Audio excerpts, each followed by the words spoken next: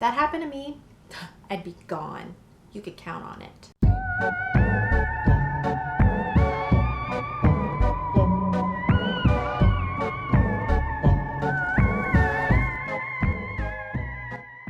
Guys, welcome back. If you are new here, hi, my name is Shayna, and in my little corner of the internet, we talk about spooky history of all kinds. If that sounds like something you're interested in, be sure to hit that subscribe button and notification bell because I am here for you on Wednesdays. It's almost Halloween, so we're gonna celebrate with my own Halloweek. I will be uploading one video a day until Halloween. Then I will go back to my normal schedule of 10 a.m. on Wednesdays. But I'm super excited to kick off this week with an oldie but a goodie. So today we're gonna be talking about the history and hauntings of the prison of Alcatraz. So I'm gonna quit jabbing and let's get into it. In 1907, the Alcatraz Island was designated the Pacific branch of the United States military prison, and the modern prison building was completed 4 years later. In 1933, the U.S. Army transferred control of the prison to the Civilian Department of Justice, and from 1934 to 1963, Alcatraz served as a federal prison for some of the most dangerous convicts in the American penitentiary system. This prison housed some of the most famous of those convicts, such as Al Capone, George Machine Gun Kelly, Robert Stroud, also known as Birdman of Alcatraz. Alcatraz was built to house 450 convicts in cells that measured about 10 feet by 4.5 feet. No more than 250 prisoners were ever occupied on the island at one time. Now, escape attempts were made, but very rare. From May 2nd to May 4th of 1946, half a dozen inmates participated in an escape attempt, and this escape would later be dubbed as the Battle of Alcatraz, and this would last 48 long hours. The prisons overpowered their guards and obtained firearms and keys to the cell block. Frustrated by a locked door, the prisoners exchanged gunfire with the remaining guards. Eventually, the U.S. Marines stormed the cell block by the use of grenades and rifle fire. 2 guards and 3 escapees were killed, and more than a dozen guards were wounded in that firefight. A few inmates did manage to escape from the island, but no one knows if they actually survived and made it to the mainland. One escape became so popular that a movie was made called The Escape from Alcatraz in 1979 that starred Clint Eastwood. Can't say I've seen this movie, but I think I need to put it on my list of things to do. Eventually, the cost that came with maintaining the prison, specifically the expense of transporting fresh water to and waste away from it, would ultimately cause the facility to close on March 21st of 1963. In 1972, the prison became part of the newly created Golden Gate National Recreation Area, and Alcatraz remains one of San Francisco's most popular tourist destinations. Now, as we know, many places that have a dark past, like Alcatraz, is considered as one of the most haunted locations in America, and we're going to talk about why here in a little bit. Now, the prison was built to break the spirits of even the most rebellious criminals. In 1933, the U.S. government decided to open a maximum security with minimum privilege prison to deal with the worst criminals of all time. Now, any inmates who broke one of the prison rules would be punished by being sent to what is known as the strip cell. Before entering the strip cell, the prisoners were stripped naked. The cell had no mattress, no sink, and no lights. The only toilet was a hole in the ground. I could not imagine surviving that.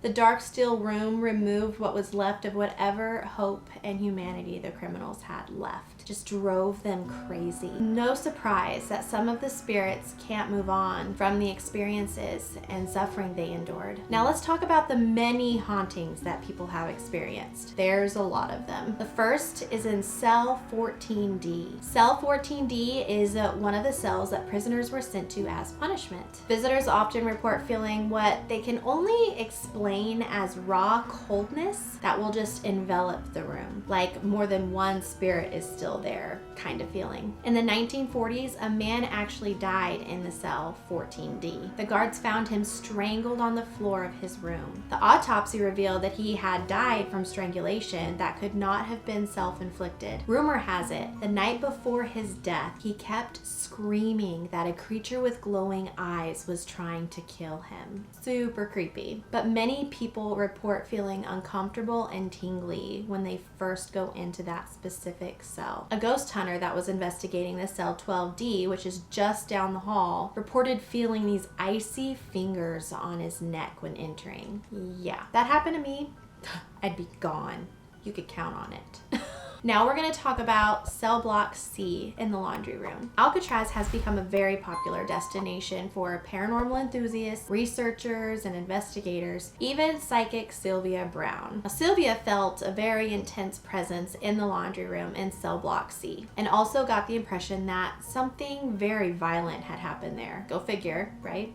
She described a tall, bald man, the exact appearance of a prisoner named Abby? I don't know, I'm not sure, but it's Maldowitz is the last name. Now, Maldowitz was also known as the Butcher and was a hitman before he was arrested. Prison records indicated that he had died in the laundry room when he was brutally murdered by another inmate. Other mysterious incidences from the same room include the heavy smell of smoke when nothing is burning. This is where Alcatraz visitors frequently hear crying and moaning. I know ghost hunters went there, and I know Ghost Adventures went there, and I think that was one of the most common things that they caught was moaning or yelling, if I remember correctly. Correct me if I'm wrong, but I think that's what they caught the most often was that, which is understandable when it's a place where people were miserable and tortured all the time. So next that we're going to talk about is the banjo music in the showers. Now, Al Capone, the infamous American gangster, in his last years in Alcatraz, strumming along with the prison's banjo band. But he feared that he would be killed if he played his banjo out in the open, so he decided he was going to practice in the showers. Now, some say they can still hear the banjo music playing there on occasion. Now, I had heard about Al Capone where he was a very privileged prisoner.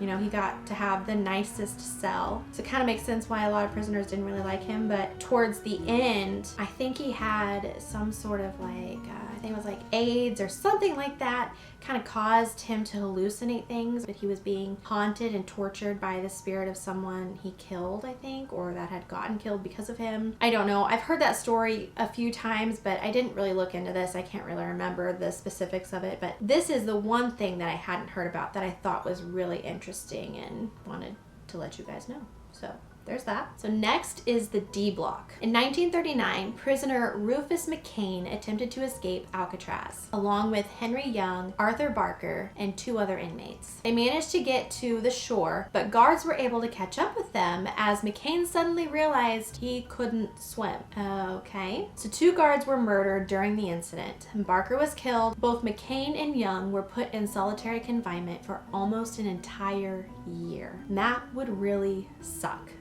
Oh my goodness. But Young blamed McCain for the failure of the escape. I mean, why even try to attempt to escape if you can't swim? It's not like there's going to be a boat right there for you to take, right? Then in December of 1940, Young snuck out of the furniture shop that he was working at. He crept down to the tailor shop where McCain was working and stabbed him in the gut. McCain was seriously injured and ended up dying in the hospital a couple hours later. Some people believe that both men now haunt that solitary confinement area. Now, the next story is Alcatraz's insanity and gruesome suicides. So if that's something that bothers you, maybe you can skip ahead. I'll have chapters on this video, so you can skip ahead if you need to. Now, due to the harsh conditions and treatment the prisoners received at Alcatraz, many of them ended up suffering from mental illness. Now, Warden Johnson believed insanity, no matter how severe, was being used as an excuse from working and refused to acknowledge that his prison was tormenting and abusing his inmates. Some men, such as Rube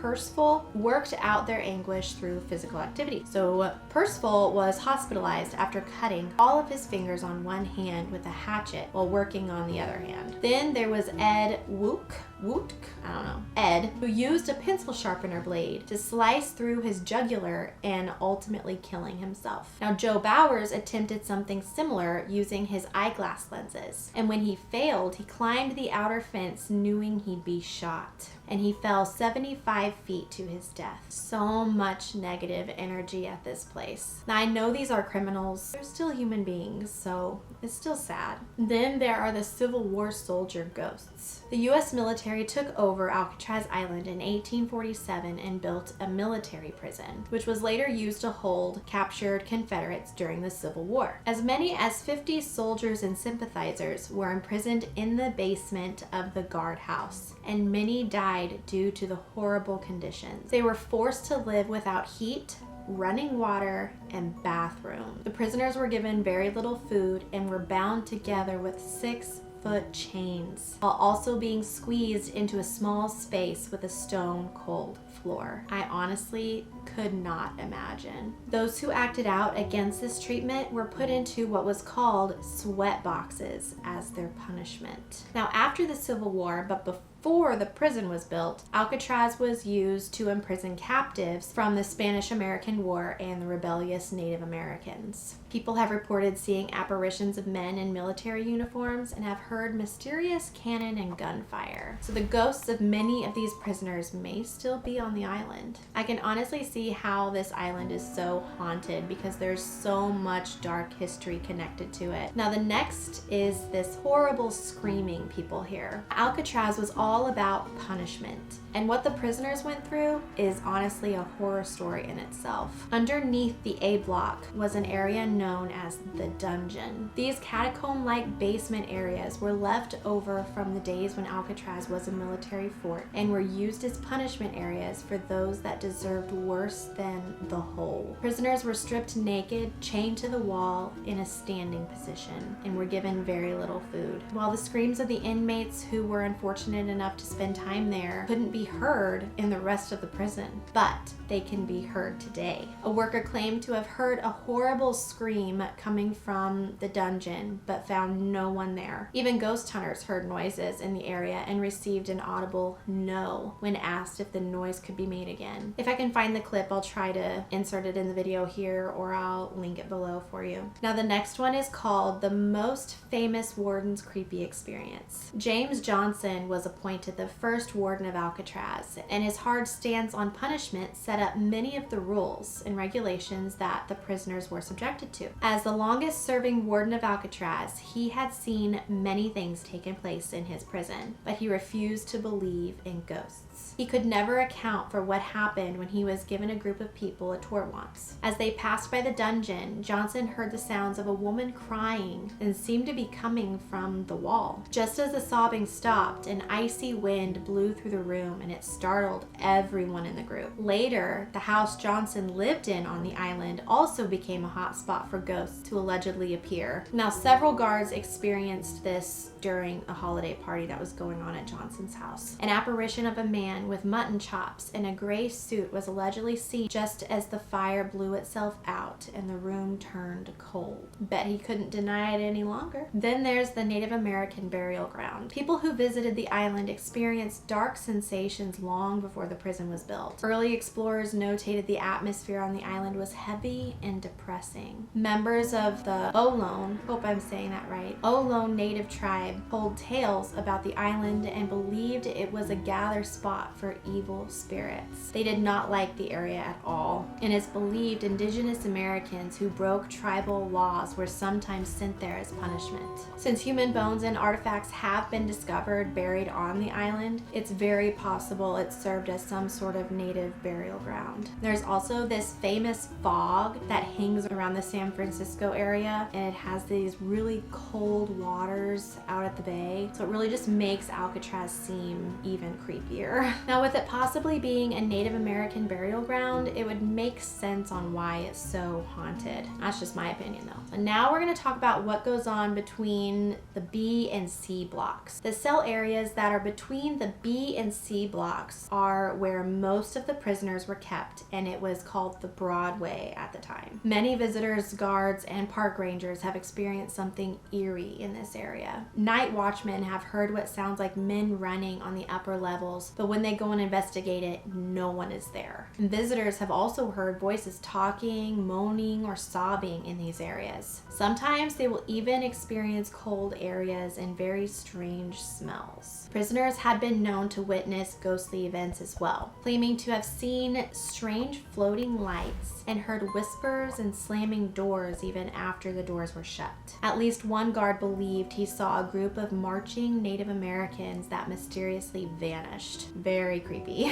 And then there's this lady that captured a photo. I'm going to try to find this photo, so let's talk about it. A British couple, Sheila and Paul, were vacationing in San Francisco and decided to take a tour of Alcatraz. Sheila immediately experienced an uncomfortable feeling as she was stepping into the prison. Then, while on the audio tour, she saw a neat photo opportunity in a small cell window, and she took a picture with her phone. When she went to look at the picture, she immediately saw the face of a woman looking out the window from the other side, but there was no one in the room. And at first, Paul just kind of brushed it off as a reflection of either Sheila or another visitor. But the woman in the photo had clothing and a hairstyle from the 1930s or 40s. Now, the couple asked some of the Alcatraz staff who had been there around that time and if they recognized her, but no one did. Now, both Sheila and Paul are certain this woman was a ghost, but since there was never any female prisoners in Alcatraz, it may never be clear